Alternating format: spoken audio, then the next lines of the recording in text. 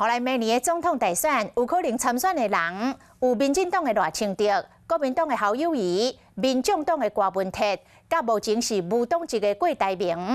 针对这几位来做上新的民调，若是赖清德、侯友宜甲郭文哲，民调上过来是侯友宜33.8%，若是郭文哲无选，换郭台铭、侯友宜甲赖清德是郭台铭的支持度上悬。若是侯友宜无选，由郭台铭代表国民党出来选，嘛是以32.1%拍败赖清德甲郭文哲。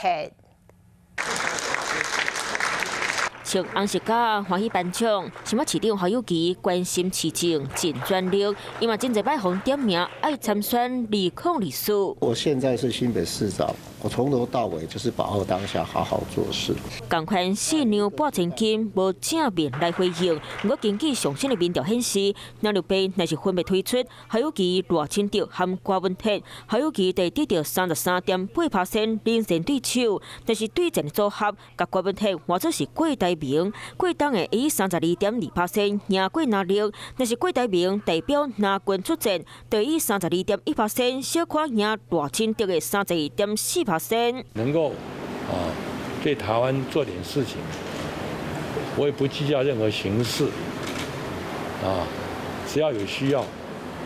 我义不容辞的尽全力。比较侯友宜被抢赢的态度，国党的敢若对2024真有信心。不过民进党赖清德气势嘛真旺，毋但伫咧南部地区支持度稳定领先，就含伫咧侯友宜执政的新北市，嘛以32.6%赢过郭文哲、侯友宜。特别的是，拜登郭文哲因三个人若是同齐对决，国党的伫咧新北支持度保持领先，现任市长侯友宜颠倒是排上尾。